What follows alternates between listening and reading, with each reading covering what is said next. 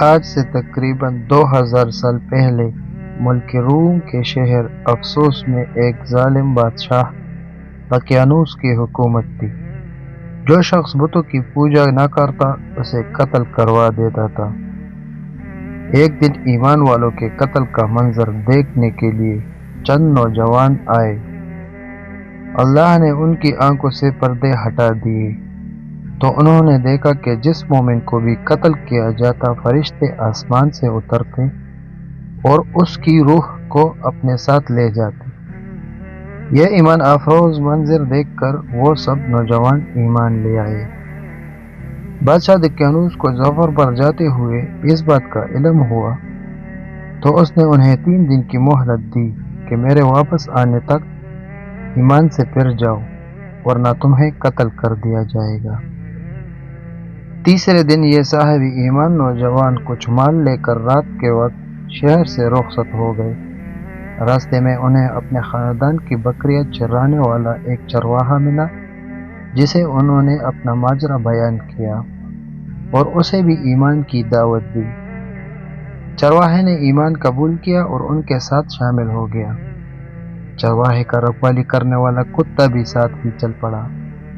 یہ سب سفر کرتے کرتے صبح کے وقت شہر سے تقریباً 6 میل دور ایک غار میں پہنچے اور کھانا کھا کر سو گئے۔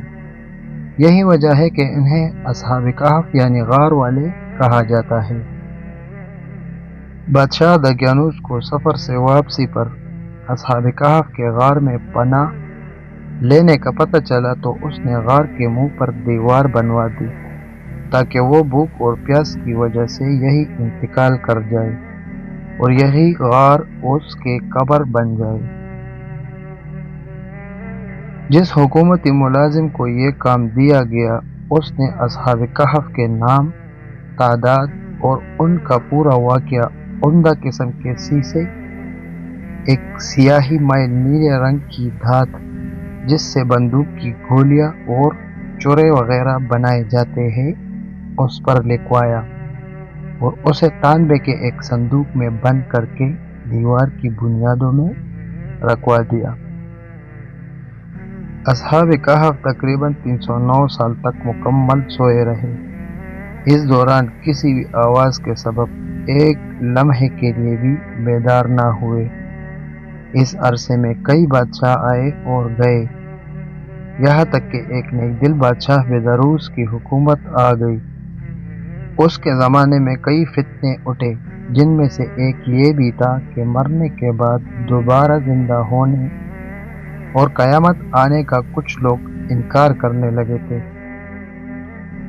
بیداروس نے یہ حالت دیکھ کر بارگاہ الہی میں فریاد کی کہ یا اللہ کوئی ایسی نشانی ظاہر فرما جس سے لوگوں کو مرنے کے بعد دوبارہ زندہ ہونے اور قیامت آنے کا یقین ہو۔ چنانچہ اللہ نے بادشاہ کی دعا یوں قبول فرمائی کہ ایک چرواہے نے اپنی بکریوں کے آرام کے لیے اس غار کو چنا اور لوگوں کے ساتھ مل کر غار کے منہ پر بنی دیوار کو گرا دیا۔ دیوار گرتے ہی لوگوں پر ایسی ہیبت طاری ہوئی کہ سب وہاں سے بھاگ کھڑے ہوئے۔ دیوار گرنے کے بعد اصحاب کہف بیدار ہو گئے۔ حالت ایسی تھی جیسے ایک رات سوئے ہو، چہرے تر و تازہ اور کپڑے بالکل صاف ستھرے تھے۔ ان کا کتا غار کے کنارے کلائیاں پھیلائے لیٹا تھا۔ اصحاب کہف صبح کے وقت سوئے تھے اور جب اٹھے تو سورج ڈوبنے میں کچھ وقت باقی تھا۔ انہوں نے نماز ادا کی اور اپنے ساتھی یملیخا کو کھانا لانے کے لیے بھیجا۔ یملیخا ایک تندور والے کی دکان پر گئے اور کھانا خریدنے کے لیے دقیانوسی دور کا سکہ دیا۔ صدیوں پرانا سکہ دیکھ کر بازار والے سمجھے کہ ان کے ساتھ کوئی پرانا خزانہ آ گیا ہے۔ وہ یملیخا کو حاکم کے پاس لے گئے۔ اس نے پوچھا خزانہ کہاں ہے؟